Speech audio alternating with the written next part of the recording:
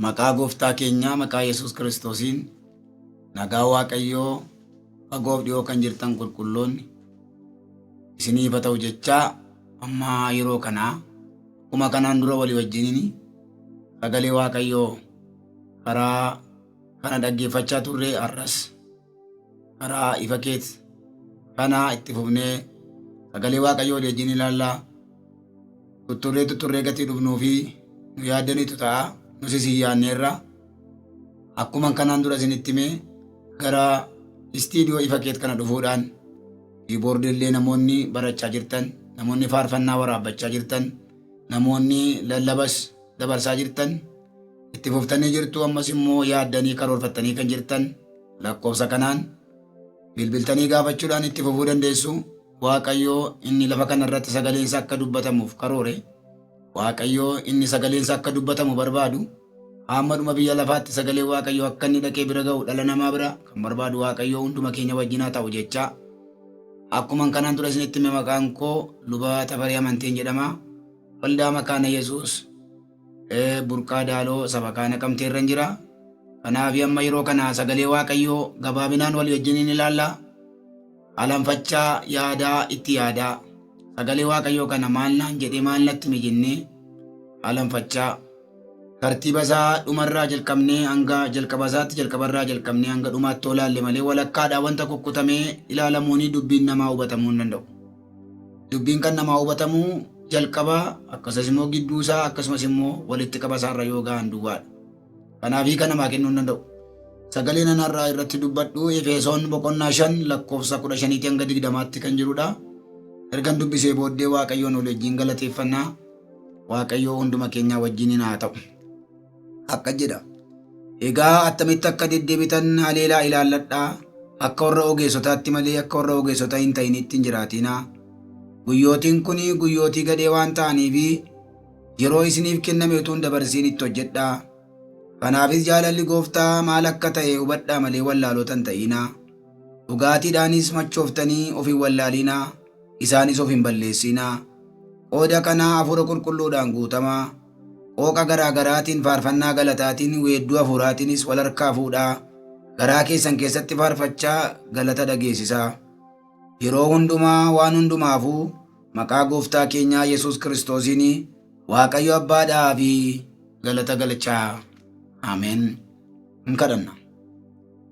Bara baraa amma bara baraatti jiraattee kan nama jiraachiftu. Jiraataadha kan siin jedhamee jiraataa duwwaatu hin ta'in kan bara baraan jiraatudhaati. Maqaa gooftaa keenyaa maqaa Yesuus Kiristoosiin maqaa kee ol qabna maqaan kee bara baraan eebbifamu. Akkuma kanaan dura fuula kee duratti si kadhachaa sagalee kee dubbachaa turre har'as si kadhanna. Namni nama ta'ee lafa kanarra jiraatu foon qabeessi dadhabaan humni cubbuu kan isa dhuunfate ayyaana keen alatti sagalee keessa guddaa sagalee keessa abidda ta'e sagalee keessa morooduu danda'u. Sagalee keessa waan haaraa hojjechuu danda'u. Dubbachuudhaaf arraba isaas hin qabu. Sammuu isaas hin qabu. Yaada garaa isaas hin qabu. Ati garuu ayyaana keetiin akka inni kana dubbatu foon qabeessi akka inni kana labsu gochuu dandeessa. Namni foon uffatee midhaan nyaatee bishaan dhugees kana dhaga'eetti jiraachuu hin danda'u. Ayyaanni Waaqayyoo hin danda'a waan ta'eef maqaa Yesuus Kiristoos nama Naazreetiin ana isa dubbatu warra dhaga'an fagoo dhiyoo kan jiran humna hafuura keetiin lafa isaan jireetti akka biradattu jaalala garaa kee haa ta'u. Sagaleen kee akka hin dubbatamne danqaa kan ta'u karaa koorraan yaa Waaqayyoo karaa warra dhaga'aa jiranii qilleensa kanaan lafa kanarra arfii dhiiga Yesuus keessa jiruun yeroo kanaa jalqabee kan waraaname haa ta'u. Maqaa ilma keetiitii maqaa gooftaa keenyaa maqaa Yesuus Kiristoosiin jalqabaa dhuma ta'e nu geggeessi. Ameen. Sagaleen nama dubbisee Efesoon 5:15 hanga 20 kan jirudha. Kutaa kana akka nama dubbise kanatti walii wajjin ilaalla. Innis egaa attamitti akka deddeebitan haleelaa ilaalladhaa jedhe jalqaba. Akkamitti akka deddeebitan haleelaa ilaalladhaa jedha malee ilaalaa jedha miti. Haleelanii ilaaluu fi ilaaluun gargari. Maaliif jarreen kanaan akka jedhaa? Amantoota kanaan maaliif Phaawulos haleelaa ilaalladhaa jedhee erga haleelaa ilaalladhaa jedhee booddee immoo akka warra ogeessotaatti malee akka warra ogeessota hin ta'initti hin jiraatinaa jedha. Jiraachuun jira garuu jiraachuun akkuma ta'utti ta'ee akka warra ogeessotaatti malee akka warra ogeessota hin ta'initti hin jiraatinaa jedha. Kutaa masa kanarratti an dubbadha. hubannaadhaan jiraachuu kan jedhu. Bara keessatti namni hubannaa hin qabne, bara keessatti amantoonni hubannaa hin qabne rakkina keessa galu. Sabni hubannaa hin qabne hin galagalaa jedha macaafata. Sabni hubannaa hin qabne hin galagalaa jedha. Hubannaan baay'ee barbaachisaadha. Keessumatti bara kana keessa hubannaa godhachuun barbaachisaadha. Kan namatti irratee jiru hubannaadha. Waaqeffachuu miti, waaqessuus miti. Kan namatti hir'atee jiru hubannaadha. Hubannaa malee immoo lafa ga'an hin jiru. Kanaafiyyuu akka warra ogeessotaatti jiraadhaa jedha. Akka warra gowwaatti hin jiraatinaa jedha. Jarreen kanaan. Kanaaf mata dureen keenya hubannaadhaan jiraachuudha. Mata duree masalphaan isinitti maarra. Kanaafiyyuu gara dubbii kanaatti yeroo deeminu utuu hin hiikin Efesoon kun maayin? Efesoon magaalaadhumadha. Maqaa magaalaati. Kanaafuu waa'ee Efesoon kana xinnoo dubbadhee tanan gara dubbii keenyaatti darba. Innis maayinni Efesoon kun maatii tokkotu dura wangeela dhaga'e Aqiilaadhaa fi Piriskiillaa kan jedhamanii hojii ergamootaa boqonnaa 18 lakkoofsa 18-19tti jara kanatu jalqaba wangeela dhaga'e biyya kanaa Phaawulos fa'aa dhaqaniitti lallabanii achumarraan namooti baay'een dabalanii amanaa bal'achaa magaalaa Efesoon kana keessatti wangeelli akka bal'ateedha. Akkasumas immoo magaalaa warra Room jiraatan keessatti Efesoon ishee tokkodha. Magaalaa tokkodha. Keessumatti magaalaan kun daldaalli kan keessatti geggeeffamu handhuura kan taate yookaas qixxa lamaan kan taate kallattii hundumaaniyyuu mijattuu daldaalaaf kan taatedha waan ta'eef namoonni daldaalan achitti dhaqanii daldaalu biyyoota adda addaatii gabaa guddaa qabdi jechaadha. Gabaa guddaatu jira. Gabaa qabdi.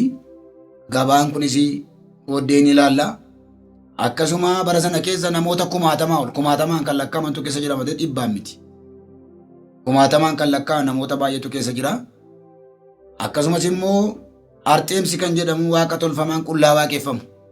Keessumatti hojii ergamootaa boqonnaa 19 lakkoofsa 24-27tti gaafa dubbiftanii Dimooxiroos namni jedhamu tokko bifa warqee irraa hojjete waaqa tolfamaa ishee Arxeemsi jedhamtu kana magaalaa keessa deemee Phaawulos fa'aa dura deemee magaalaa sana keessa tocho'ee akka isaan wangeela isaan lallaban namni dhageenyeef isa kana bitadhaa waaqtiin sirriin isa kanadhaa. Waaqti kun immoo qullaa waaqeffama. Sagaagalaan waaqeffama. Namni hundinuu yeroo magaalaa kana keessa dhaqee Arxeemsii waaqeffatu gamoo guddaa kan qabus magaalaa sana keessaa isadha. Baay'ee beekamaadha jechuudha waaqti tolfamaan kuni. Achi dhaqaniiti namni yeroo achitti dhiyaatu wayyaa ofirraa baasee lafa naqee qullaa ol galee waaqeffata. Attamitti waaqeffatamu jedhamu abbaa barbaade wajjin ejja raawwateeti kan inni waaqeffatu. Kanaafi Dimooxiroos namni jedhamu kuni bifa waaqa ejjaa waaqeffamu kana waaqa qullaa waaqeffamu kana gurguraa ture jechuudha. Waa gurguruun duruu tureera jechuudha.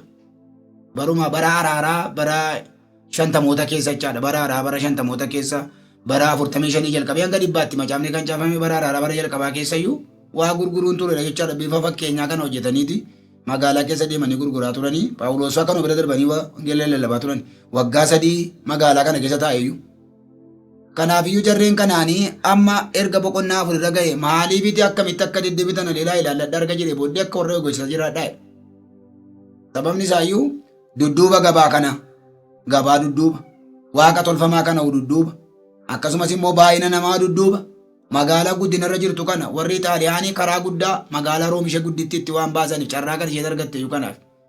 Kanaafiyyuu erga wangeela dhaga'anii booddee jijjiirama guddaatu eebba guddaatu sadarkaa gurguddaa argatte magaalaan kun waan ta'eef erga amantoonni wangeela dhaga'anii jijjiiramanii booddeedha kun.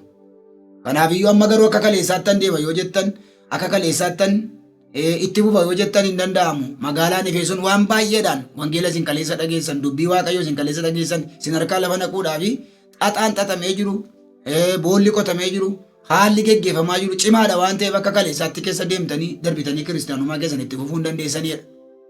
Sababni isaayyuu maaliifi amma baay'inni namaa kun amma waaqi qullaa waaqeffamu kun hidda gadi fageeffate amma akkasumas immoo magaalaan kun magaalaa daldalaa waan ta'eef gabaa guddaa waan keessatti geggeeffamaa jiru lafa gabaan jiru rakkina qaba. Akkuma guddina qabu. Gabaa arganneen gabaa dudduubamuu waan jiru hin beeku namni. Akkuma waan gaariin dhufuu waan gadheen immoo duukaa dhufa. Gabaa waan inni qabatee jiru waan baay'eedha. Baay'inni namaas waan qabatee jiru baay'ina horatanii macaa qulqulluu bitanii namni lafarratti baay'achaa yommuu deeme jallinis akkasuma baay'achaa deeme jennaani waaqayyoo bishaan badiisaatiin biyya lafaayyuu balleesse. baay'inni namaa rakkina qaba yoo akka sagalee waaqayyootti hin jiraatu ta'e. Kanaafiyyuu kana dudduuba rakkina jiraa jedha. Sababni isaayyuu kana hubannaadhaa yoo deemtu ta'e malee keessa darbuu hin dandeessanii yaa warra Efesoonii jedha. Maal jechuudha hubannaa jechuun? Hubannaa jechuun maal jechuudha? Hubannaa jechuun odeessuu miti. Namni odeessu hunduu hubannaa hin qabu. Gatii odeessu baay'ee odeessu gatii toora gashee haasa'uu fi gatii afaan meeqaan gatii jechoota meeqaan mi'eessee haasa'uu fi hubannaa qaba ta'uu dandeessu. Aaroon tandanyaa baasedha yookiin aaroon tokkoffaa ba'a. Afaan giingee hiika. Afaan Musee afaan giingee hiika waggaa 40 guutuu namni tun geeddariin hiike. Afaanuma nama sirriitti dubbatu hiikuunsaa nama dhibanni kun immoo afaan giingee hiikee sirriitti ibsee sabatti hima.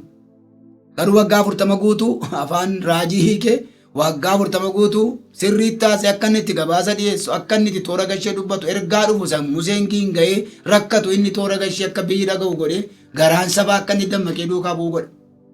Garuu kan isin dinqu waggaa 40 guutuu afaan raajii hiike dhumarratti waaqxii biyya Misirii isin baase inni galaana diimaa kute suni jabbiidha jabbiitti sagadaa'e. Utuu baay'ee odeessuun hubannaa arteessa dandanyaa yookaaf tokkoffaa ba'a dhumarratti jabbiitti biyya sagachiise. Baay'ee odeessu namni oduun gashine namni bara kanaa oduun gashu gatiin oduun gashine hubannaa qaba seetu. Oduun kumtaalaa nuun fuudhamu namni odeessaadha baay'een isaa odeessaadha baay'een isaa dubbataadha. Garuu gaafa dhaqxan ilaaltan immoo hubannaan isaa immoo xiqqoodha. Jiraachuun isaa immoo xiqqoodha. Haasaa isaatu guddaadha. Dubbii isaatu guddaadha. Afaan isaatu guddaadha malee hin jiru. Kanaaf hubannaa jechuun garuu odeessuu miti. Waan odeessan sana handhuura isaa waan odeessan sana miciraan isaa beeku jechaadha. Maalan odeessaa jira? Isan odeessaa jiru kana handhuurri isaa maali? Walakkaan isaa maayinni? Seentiraal miiseejjiin isaa maaliidha jedhanii bira ga'uudha. Isa dubbatan sana. Kana ta'uudha baannaan dubbachuun hubannaa miti. Lammaffaan arguu miti. Arguu miti. Namootumtuu gaafa dubbatan jechumti namootaayyuu hubannaan arguudhaan jedhan isaaniyyuu yaada malee ijjiin arguu jedhu. Ijjituma laaluun arguu yaadi duukaa dhaabatee ilaaleera. Yaadi duukaa hubateera yoo ta'e malee. Kanaafiyyuu arguus miti iddoo akkasii argeera biyya akkasii argeera waan akkasii argeera waan akkasii inni bira jira waan akkasii an dhaqee ilaaleera jedhanii beeka yookaan immoo hin hubate isinitti fakkaatee dhaqanii ilaaluun hubannaa miti. Waan ilaalan sanaa jalqabaa hanga xumuraatti beekuudha malee. Akkasumas immoo gochuus miti. Namni waan godhu hundumaa hubatee godhan seenaa. Inni kaan itti bareedee godha. Inni kaan immoo namarraa ilaalee godha malee. Waan hojjetaa jiru kanaa dhuguma hubatee godhatanii turatanii gaafatanii isinitti himuu hin danda'u. Maaliif goote yoo ittiin jettanii yaadi isaa gabaabaa ani namarraa argeen godheedha. Namni waan godhu kana hundumaa hubatee godhatanii ittiin qabamina. Inni kaan namarraa argee godha inni kaan itti bareedee godha. Hubannaa jechuun garuu gochuus miti. Waan godhan sana beekuudha malee. Maalan godhaa jiraa jedhanii gaariidha moo kun gaariidha jedhanii xiinxalanii beekuudha malee gochuu miti. Kan kana fakkaatan. Maalidha hubannaa? Hubannaa jechuun taateewwan dudduuba dhokate. Taateewwan dudduuba dhokate waan namni barbaadu waan namni kajeelu namatti qabee yeroo isin fudhachuu dhattan isiniin kan fudhaturraa goruu jechaadha. Taateewwan dudduuba dhokate. Kuma kanaan dura isinitti hime hantuunni qamaaturaa argiti malee foon hin argitu. Isheen foonan argadde as teessaati ani beela'ee du'eeraa jettee foon fuudhuratti iddoo isheetti dhuka'urra jiran immoo gaafa isheen nattee foon qabuu fi qamaaturri itti dhuka'ee foonitti dabaluun takkaata. Hubannaa jechuun qamaatura foon baatee taa'u arguudha malee foon arganiitti fiiguu miti. Hubannaa jechuun wati madii foon baatee taa'u arganii foon baatta garuu nan kajeela. Foon baatta garuu na barbaachisa. Garuu immoo na qabuuf jettee teessaa ati wati madiidha jedhanii irraa goruu jechaadha. Foonumaa wajjinni isanirraa deemachatuma garaan nama kajeelu. Kanaadha hubannaan. Hubannaan foon arganii irratti lafa dha'uu miti. Birrii arganii irratti lafa dha'uu miti. Birrii baatee waan nama nyaatu waan baay'ee jira. Foon baatee waan nama nyaatu baay'ee jira. Magaalaa kana keessa kanaaf kan inni itti maayiru. Gabaa fakkaatee kan nama nyaatu. Guddina fakkaatee kan nama nyaatu. Akkuma ammaa baay'ina namaa keessa kan nama nyaatu waan jiruufi hubannaadhaan nama deemuu keessa darbarraan kan hafe warri kaan keessa darbuu hin danda'anidha. Kanaaf hubannaa jechuun amma gogorriin yookaan sololiyaan beendoo isheedhaaf hojjetame sana argiti malee isan argitu ani isheen argitu bisingaadha ani isheen argitu daaphoodha. As teessaate yeroo sun immoo daaphoon hin jiru yeroo sana bisingaan hin jiru kan isin dinqu. Yeroo isaan beendoo namoonni kiyyeessan hojjetan isheen bisingaa fuudhuratti bisingaan sun garuu kan inni itti hidhamee jiru iddoo isheen itti beendoo ofitti dhukaaf turre jira. bindoo bisingaa baatee nama irratti lafa dha'ee nama ajjeesuu jedhu arganii irraa goruu nama bisingaa arganitti fiiguu jechuudha. Hubannaa jechuun akkasidha. Kanaaf barruun nama keessa jirru kun akkuma bara magaalaa Efesoon akkuma amantoota Efesoon barruun ani isin amma keessa jirru kun wangeela kan fakkaatu wangeela kan hin ta'in dhugaa kan fakkaatu dhugaa kan hin ta'in dhufaatii kiristoosiif akka nuni qophoofneen teenyeef karaarraa kan nu maqsanidha. Baay'een isaa karaarraa kan nu maqsuudha malee dhufaatii kiristoosiif kan nu qopheessu miti. Qophoofnee gooftaa keenya akka eeggannu qophoofnee kiristoosiin akka eeggannu miti. Baay'een isaa karaarraa nu maqsa. Wanta karaarraa nu maqsuudha. Kanaaf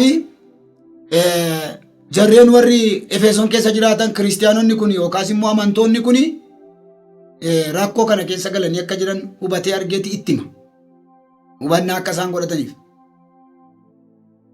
Maa inni kiristinnaan yookaas immoo hiiki kiristoosiin fudhachuu hiiki kiristinnaa maa inni? Hiiki kiristinnaa maalidha yoo jettanii Qorontoo isa duraa boqonnaa 15 lakkoofsa 42 hanga 44 isa kanadha. Du'uu warra du'aa kaaniis akkas taa'ee jalqaba. Dadhabaatu awwaalama, jabaatu ka'a, dadhabbiinaan awwaalama, humnaan ka'a jedhee erga dubbatee booddee erga qaamni foonni jiraate qaamni hafuuraas jira jedheeti itti fufu. Hiiki kiristinnaa dhumni isaa yookaas immoo hiiki kiristaana ta'uu dhumni isaa gooftaa Yesuus Kiristoosii wajjin darbanii bara baraan jiraachuudha. Hiika isaa sadhumaatiin kun. Kiristaana ta'uun qorqorroo ijaarrachuu miti. Kiristaana ta'uun makiinaa bitachuu miti. Kiristaana ta'uun utuu kiristaana ta'in namoonni baay'een makiinaa bitatanii dhuga. Kiristinnaa makiinaa bitachuudha ta'in mana ni ceenuun nu buure. Kanaaf hiiki kiristaana ta'uudha kana miti. Hiiki kiristaana ta'uu du'aa ka'uu booddee Yesuusii wajjin darbanii bara baraan jiraachuudha. Kana kanatti biyya caalu. Wayyaa uffachuu miti. Biddeen nyaachuu miti. Kiristaana ta'an biddeen nyaatu miti. Kiristaana ta'an birrii baay'ee lakkaa'u miti. Yoo ta'e gaariidhaa ta'u Waaqayyoo hin kenna qaba. Tun hin kadhatin waan baay'ee nuu kenne isiniin jedhe kanaan dura. Kanaafiyyuu hiiki kiristaana ta'uu dhumni isaa darbanii Kiristoosii wajjin bara baraan jiraachuudha. Akka Alaazaar moofaa gatanii wayyaa adii uffatanii bara baraan mirga Waaqayyoo taa'uudha. Ameen.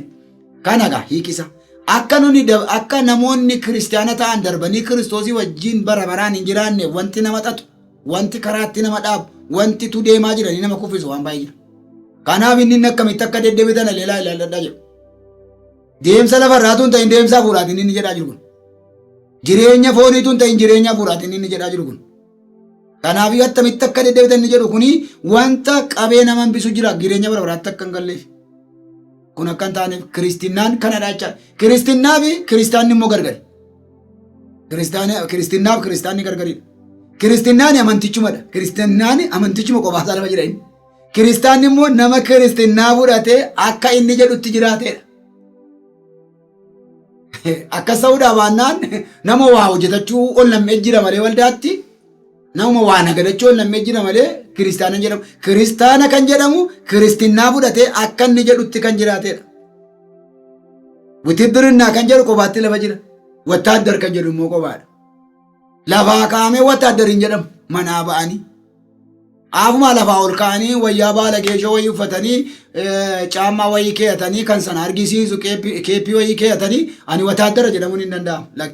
Dhaqanii witidirinnaa sana leenji'anii leenjii isa yeroo dheeraa fixanii akka inni fixe mirkanaa'ee yennaa waraqaan isaa namaa kennamu yennaa murtoon isaa namaa murtaa'u dhufanii wataaddar jedhamu. Kanaa achi manaa ba'anii hin danda'amu.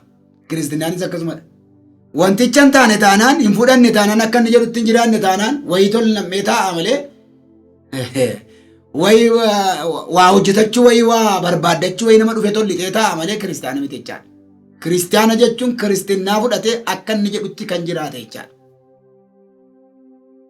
Yoo dhuguma kiristinnaa fudhattanii akka inni jedhutti jiraattaniitu ta'ee akkasiin darbitanii kiristoosii wajjin bara baraan hin jiraanneef kan isin godhu diinota gurguddaa sadii jira waan ta'eef hubannaadhaan yoo jiraattan malee jarreen kun cimoodha.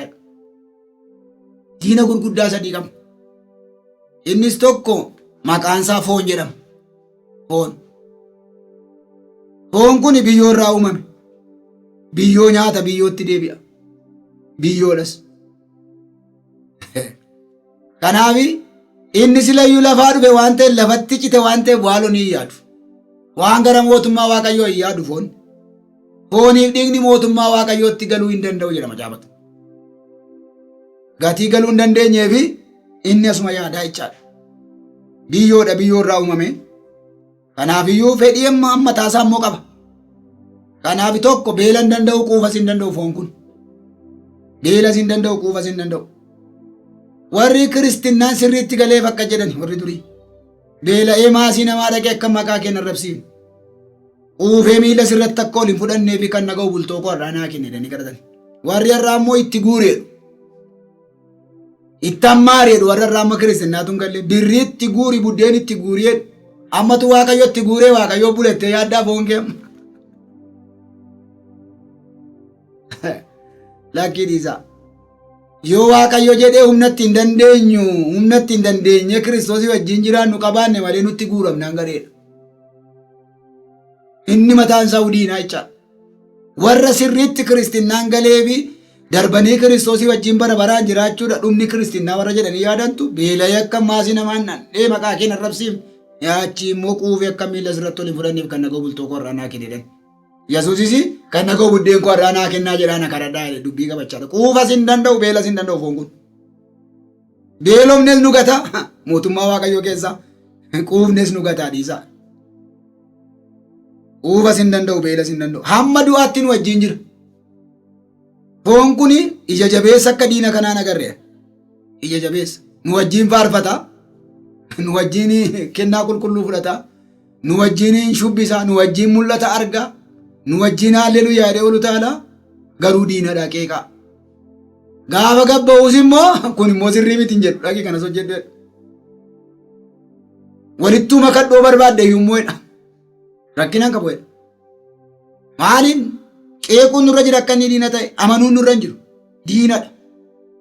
Foon kun yooma jiraanne iyyuu yooma kan keenya ta'e iyyuu yooma faayidaa keenyaaf nuu kenname iyyuu foon kuni macaafa qulqulluu takka jedha. Ilaa kunoo sagalee waaqayyoo keessaa Galaatiyaa boqonnaa 5 lakkoofsa 20 jalqabdanii yoo dubbiftanii hojiin foonii mul'ataadha jedhee jalqaba.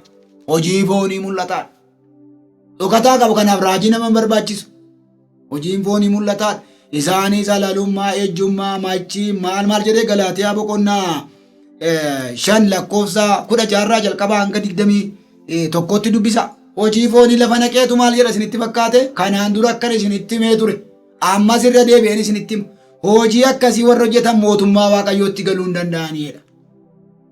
Argitu waan inni godhu mootummaa waaqayyootti galuu hin danda'an. Waan mootummaa waaqayyootti nama hin galchine qaba jechuudha hojiinsa. Hojii inni qabu, fedhii inni qabu, hawwii inni qabu. Waan mootummaa waaqayyootti nama hin galchine diinadha jechaadha. Diina kana Phaawulos maal jedhan beektu foon koo nyakkodheen qaba jedha. Phaawulos nyakkodheen qaba jedha. Warri amma ammoo Yesuus naa qabe jedhan. Phaawulos nyakkodheen qabadhaa jedhe. Lakki waaqayyo waan qaban nutti kenne malee waan ofii nuu qabaa oolu nutti ilaalle. Inni ashkarii keenya miti yookiin immoo zabanyaa keenya miti waaqa keenyadha. Ameen.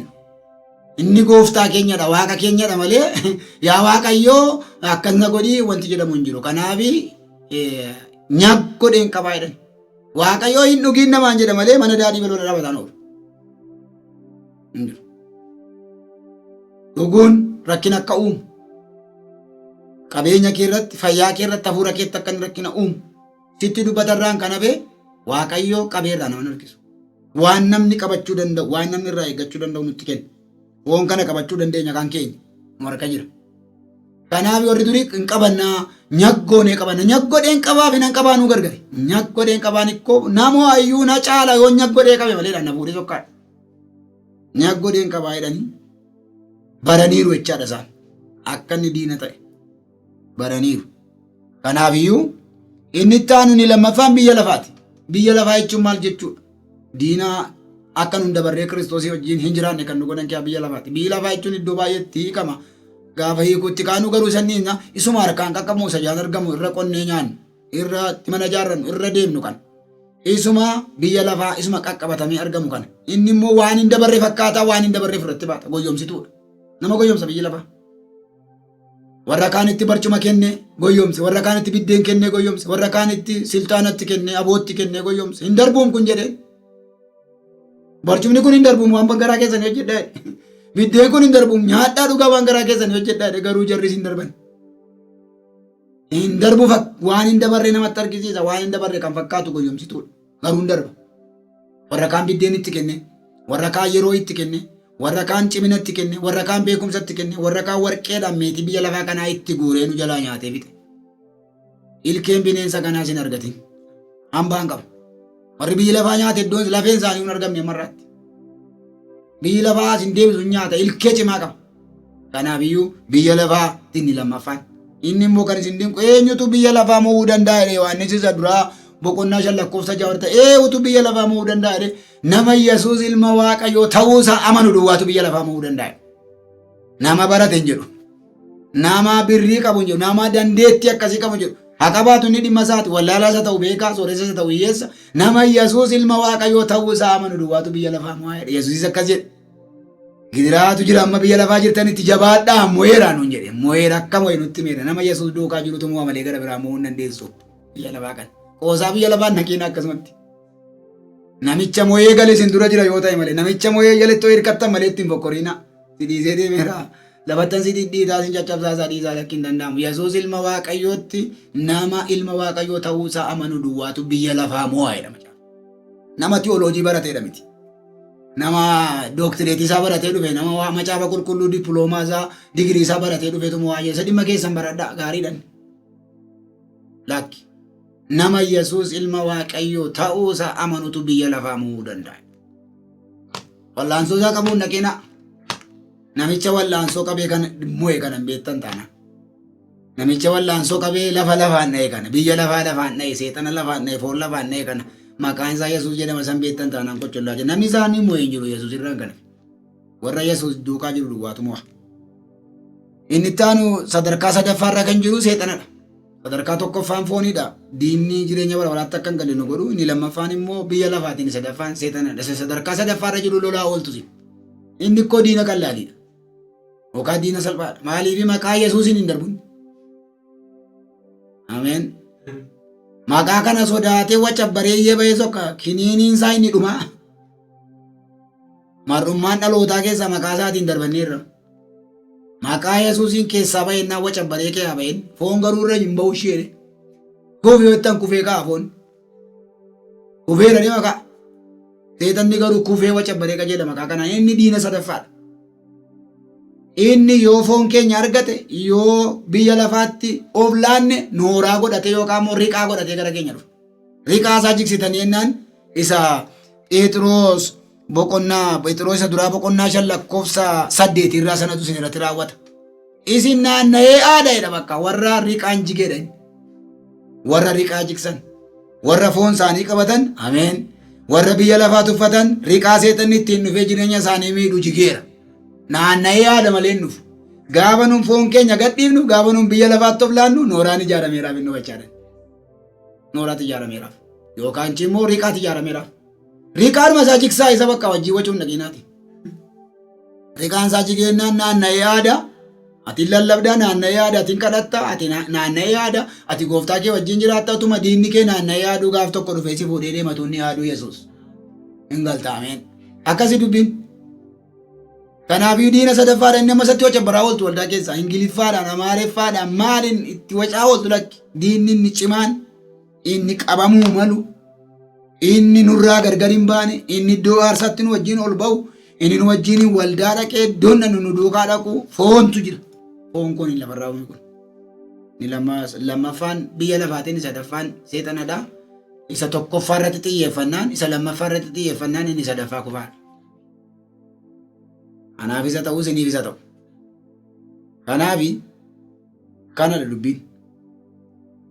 Kiristinnaa yookaas immoo jireenya kiristinnaa kana jireenya gooftaa keenya Yesuus Kiristoositti amannee fayyuu kana Kiristoosii wajjin jalqabne malee waldaadhaa wajjin miti.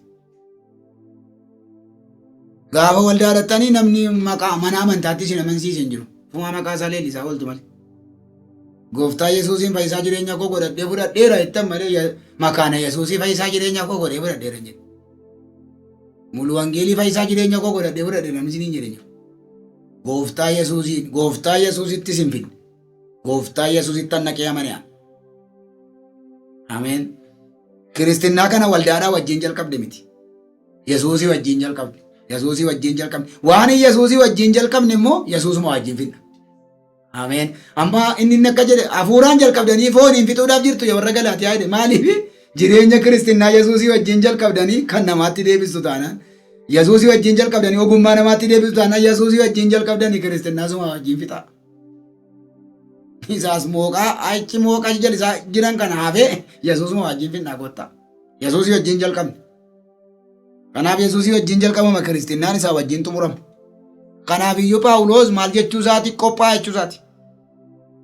Hubannaadhaan jiraadhaa jechuun isaa malee qophaa'a yeroo hundumaa qophaa'a jechuudha. Nama yeroo hundumaa qophaa'u argata gooftaa kana nama waldaa dhaqee argata miti. Nama yeroo hundumaa qophaa'u. Maatiyoota 24 lakkoofsa 44 irraa guyyaan ni dhufu hin beekamu sirriidha. Bagayyuu ta'e. Luqaas barreessaan immoo 12 boqonnaa 12 lakkoofsa 40 irratti yeroo ati hin eegin yeroo ati quban qabaatinitti gooftaan hin dhufedha. Ameen. Kanaafuu gooftaan yeroo ati quban qabaannetti gooftaan yeroo ati hin eeginitti gooftaan yeroo inni dhufu kan hin beekamu waan ta'eef hin dhufa garuu yeroo inni dhufu gatii hin beekamneef nama qophaa'ee taa'utu argata. Namni qophaa'uun hin argatu. Nama lallabu hundaatu argatame nama lallabaa qophaa'utu argata. Nama waldaa dhaqu hundaatu argatame nama waldaa dhaqaa qophaa'utu argata. Qophaa'aa jechuudha. Qophaa'aa jechuudha. Qophaa'e jechuun immoo maal jechuudha? Qophaa'e jechuun ammatu ji'a irraa duuta. Ji'a lamaan irraa duuta jedhee Waaqayyo nutti hime guyyaa du'a keenyaatu beenne hunduma keenya jireenya bara baraatti gala. Garuu garaa kutadhaa hundi keenya hin galu. Hundi namaa hin galu. Warra qophaa'e gala maaliif utuu ji'a lamaan irraa duuta ittiin jedhame isa daarii darbe dhaqee deebise. Isa namarra bise miillatti kufee dhaqee araarame. Isa balleesse hundumaa liqii isa namarraa fudhatee dhowwate dhaqee deebise. Namoota cuucaa ture hundumaa sina cuuce jedhee dhaqee qalbii diddiratee na cuucaa ture. Silaa gaafa sana qulqulluu isaa du'ee gara waaqatti qajeela ture. Garuu guyyaa du'aatuun beekamu warra qophaa'e taa'e. Akkuma qotaarii ibsaa sirratti dhaamsa Waaqayyo gaaf tokko. Kanaaf qotaariin du'aa nurra jira waan ta'eef guyyaa Waaqayyo dhaamsu hin beeknu. Gabaa keetti nurratti dhaamsa ta'e utuu hataa jiruu nurratti dhaamsa ta'e utuu lolaa jiruu nurratti dhaamsa ta'e hin beekamu. Kanaaf nama qophaa'ee yeroo hundumaa taa'ee argatarraan kana namni akka garaasaa utuu hubannaan qabaatiin lafa barbaade lafa foonsaatti ajaje lafa hawwii biyya lafaa keessa oolu qotaariin du'aa jireenya isaarra jira waan ta'eef gaafasumati lakkooftuun du'aa irratti cufama. Egaa utuu fooniif lubbuu wal keessa jiruu jireenya isaa gara Kiristoositti hin deebine taanaan carraan isaa gadhee ta'a. Carraan isaa gadhee ta'a. Kanaaf qophaa'ee nama taa'ee argata. Kanaaf guyyaa du'aa nu dhosseetu qophaa'ee nuun jedhe. Utuu guyyaan du'aa beekame namni qophaa'uu hin naqu. Kanaaf Waaqayyoos nu caalaa abshaala. Nu caalaa abshaala. Isin gowwaa ta'ee seetu. Akkati lafa barbaadde hin nanneef guyyaa du'aa si dhosse. Guyyaa du'aa si dhosse. Kanaafuu guyyaan inni dhufu hin beekamu waan ta'eef warra qophaa'ee taa'ee argata. Hattuudha jedhetuun ta'in akka hattuuttan nu fayyada. Hattuun nama attamii saamti yoo jettanii tokko nama rafu saamti. Tokko immoo nama mana hin jirre saamti. Harrayyuu warra waldaa dhufee sagalee Waaqayyoon nageenye rafanii fi warri waldaatuun dhufin hafanii waluma qixxeedha. Inni dhufee soo waldaa kee rafee maa hin nageenye maal fayyada? Nama waldaa dhufee wangeelatti hin jiraanne nama cirii waldaan dhufee waluma qixxeedha. Maallachoo la qixxeedha. Isin osoo itti hin jiraanne inni kun isin dhufe malee itti hin jiraanne. Wal qixxeedha. Kanaafiyyuu wiliin diigiinii jechuudha. Wiliin diigiin jechuudha qophaa jechuudha. Kanaafi hattuu yeroo isheen dhuftu hin beekamu waan ta'eef nama qophaa'ee taa'etu ofirraa deebisa. Namni rafuu fi namni mana hin jirre hin argatu. Namoonni tokko tokko waggaatti waldaa dhaqu, waggaatti wangeela dhaga'u. Amma waggaatti immoo isa gidduutti duuni yoo itti dhufe, isa gidduutti waamichi waaqoo isaan ga'e lafa saallitan hin beeknu. Tole. Kanaaf akka hattuuttan nu fedhe malee ani hattuudha jedhe. Dhaamaa jira naannoo ba'a. Namni bukkee keetii deemaa jira waamicha Waaqayyoo. Dubbachaa jira, abjuudhaan sitti himaa jira, wangeelaan sitti lallabaa jira, kadhannaadhaan sitti himaa jira, raajiidhaan sitti himaa jira, qophaa'edha jira. Kanaafiyyuu hubannaadhaan jiraachuu jechuun qophaa'e jechuudha. Qophaa'e taa'ee. Indaa'uun maal jedha guyyootiin kun guyyootii gadhee waan ta'aniif jedha. Guyyaa gadheen jedhu utuu guyyaa gadhee jedha ta'e sila gaafti dafinoo gadhee ta'e facaasaan bayeessatu ta'e dafinoo mana oollee facaasee bakkeetti baana ture. Gaafa isa gadhee sana mana teenye. Garuu hunduma isaatu torban saayyuu gadheedha. Dafinoodhaan amma dafinootti gadheedha. Abbaa hubannaadhaan keessa deemutu keessa darbuu danda'a malee waan ta'eef guyyicha keessa waan gadheetu jira jedhe. Kanaafuu nama qophaa'e kee darba. Nama hubannaa qabu kee darba. Hunduma isaa gadheedha. Kanaaf Waaqayyo biyya lafaa kanarraati ajaja qaba. Waaqayyo malees kan nama ajaju jira. Waan lamatu nama ajaja. Waaqayyo malees tokkoffaa Waaqayyoodha, lammaffaa immoo waan biraanis jira. Yoo Waaqayyo isin hin ajaju ta'e garaa kutadhaa, waan biraattis hin ajaju. Macaafa seera uumamaa boqonnaa 6 lakkoofsa 5 yoo dhattani ajaja tokko argitu achirraa. Boqonnaa 6 lakkoofsa 14 yoo dhattani immoo ajaja biraa argitu. Innis inni boqonnaa 6 lakkoofsa 5 gaafa dhattani namoonni lafa kanarratti jiran hundinuu guyyaadhaa gara guyyaatti garaa isaanii keessatti jallina yaadanii waan qopheessaniif jedha. Garaa isaanii keessatti jallina yaadanii qopheessu guyyaa guyyaatti. Garaatu ajaja, garaa dhaggeeffatu. Bara Nohii ikkoo garaatu sirbaa'e, garaatu nyaadhaa dhugaa alamiin boollaa olee, garaatu utaalaa mana ijaarradhaa. Dhimma waaqaan godhatina, dhimma qalbii diddiirrannaan godhatina, jireenya asitti hafe nyaadhaa dhugaa amma yeroon jedhen garaata ajaje jira. Nohiin immoo Waaqayyo dhaqee muka laaftoo irraatii waan akkasii waan ittiin bishaan badisaa ooltu, bal'inni isaa ammanaa, dalgi isaa ammanaa, kilaasiin isaa akkas akkattiin akka bishaan kee hangalle affeedhaan akkas godhe hojjetadhu jedhetti misatti. Nohii waaqata ajajaa jedhamoo garaata ajaja? Eeyyuu si ajajaa jira siin. Garaa keessi ajajaa jiramoo Waaqayyoodha? Waan amma hojjetaa jirtu kana. Waan amma hojjetaa jirtu kana waaqassi ajaje moo garaa keessi ajaje obboleessa? Waan lamatu nama ajaja. Waan amma hojjechaa jirtu, waan kaleessa hojjechaa jirtu, waan dheengadda hojjechaa, waan amma teessee galgala kana, waan amma ganama kana, waan amma guyyaa kana yaadaa jirtu yeroo amma teessee na dhaggeeffatu waan. Isa hojjechaa jirtu sana waaqassi ajaje moo garaa keeti? Warra garaan ajaje utuma sirbanii, utuma nyaatanii, utuma dhuganii, utuma mana ijaaranii bishaan badisaa dhufee irra galanii. Inni Waaqayyo ajaje immoo waan teellaatti hafe fakkaatu gowwaa fakkaatu irra oole. Rikaan jala oolanii inni irra oole. Inni tammoo hojjettu kun irra si ooshamoo jala si ooshalaan. Eeyyuu si ajaje. Isa eeyyuu sin ajaje hojjechaa jirtu. Hafuurri Waaqayyoo sin ajaje. Isa keessanii dubbiin Waaqayyoo sirreedha jedhee sin ajaje hojjechaa jirtu moo isuma foon keessanii sin ajaje hojjechaa jirtu. Ta'uudhaa baannaan gowwaa fakkaata namni Waaqayyoo waan ajaje hojjetu bara kamittu. Warri mana ijaarratu gamna. Warri fuudhu gamna. Warri heerumu gamna. Warri sirbu gamna. Ishee muka sooftu garuu gowwaadha. Haa ta'u abbaa gowwaa ta'u dhumatti ilaalla. Warri gowwaa fakkaattanii tuffatamtanii isa Waaqayyo isin ajaje hojjettan jabaadhaa. Jira yeroon. Jira guyyaan. Ameen. Hin bari'an dhufa. Hin dhufa guyyaan ol isin qabu. Ulfinni bara baraan teessoo isaa irratti isaaf haa ta'u. Hin dhufe guyyaan isaa ga'e. Hin dhufe Nohii markaba isaa lixee yookaas doonii isaa lixee mataa galaanaatti ol ba'e. Warri kaan garuu dhima garaa lafaa keessatti hafani. Yoo Waaqayyo nu gargaare torbeetti fufna. Ayyaanni daddabalee isiniif haa baay'atu. Sagaleen nu hafuu sagalee baay'eedha. Akkuma nama isiniin jedhu hubannaa jechuun maal jechuu akka ta'e erga ilaallee booddee barra nu nama keessa jirru kun sagalee Waaqayyoo kan fakkaate kan hin ta'in, dhugaa kan fakkaatu dhugaa kan hin ta'in, dhufaatii Kiristoosii qophoofnee akka nu hin eegganneef karaarraa nu kan nu maqsanidha. Kiristinnaan hiikisaa dhumni isaa Kiristoosii wajjin darbanii bara baraan jiraachuu. Carraa akkasiin kan ture Kiristoostu dhufee nu bane. Ameen. Karaa Kiristoos jireenya bara baraa akka argannu balbalatu baname. Karaa kana malee immoo karaa gara biraan jiru. Kiristoosiin fudhatanii isatti jiraachuun dhumni isaa inni kan jedhu asitti miti. Achitti baran cimaa ta'uunsaa. Kiristaana ta'uu fi Kiristinnaan immoo gargariidha. Kiristinnaan qobaatti amantichadha. Kiristaanni immoo isa Kiristinnaa fudhatee akka inni jedhutti jiraateedha. Yoo fudhannee akka inni jedhutti jiraanne irra ta'e darbinee Kiristoosii wajjin jiraachuudha jenneera. Akka nun darbinee Kiristoosii wajjin hin jiraanneef immoo diina sadii qabnaa. Diinni sadan kun immoo tokko fooniidha. Lammaffaanii biyya lafaatiin, sadaffaan immoo seexanadha. Kanaafiyyuu Kiristinnaa kana Kiristoosii wajjin jalqabne. Isinii warri Efesoon hubannaa godhattanii hin jiraattan taanaan akkuma warra kaanitti hin jiraadha, akka koo duriitti hin jiraadha jettanii ammas yaadaa jirtu yoo ta'e rakkisaadha. Akka warra ogeessotaatti jiraadha malee akka warra ogeessota hin ta'initti hin jiraatina. Ammayyuu warri na dhagaa jirtan akka warra gowwaatti hin jiraatina, akka warra ogeessotaatti jiraadha. Hubannaadhaan jiraadha. Ameen. Hubannaa jechuun isa nama isinitti meedha. Kanaafiyyuu Kiristoosii wajjin jalqabde Kiristinnaa isaa wajjin xumurta.